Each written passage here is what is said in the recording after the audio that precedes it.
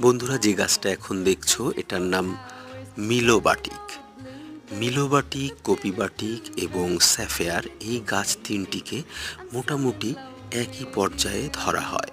এই গাছগুলোর ফুলগুলোও মোটামুটি একই রকমের।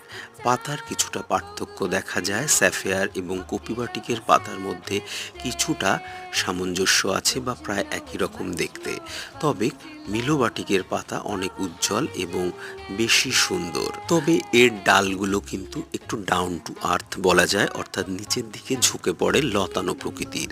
অনেকটা সাপোর্ট দিয়ে দীর্ঘ সময় ধরে যদি এটাকে রাখা যায় তাহলে আস্তে আস্তে এর ডাল শক্ত হয়ে উঠবে। তবে যারা লতানো গাছ পছন্দ করেন তাদের জন্য কিন্তু এটা খুব ভালো একটি সংগ্রহ। গাছটিতে ঘন ঘন ফুল হয়, এখন বর্ষাকালেও দেখছেন ফুল রয়েছে।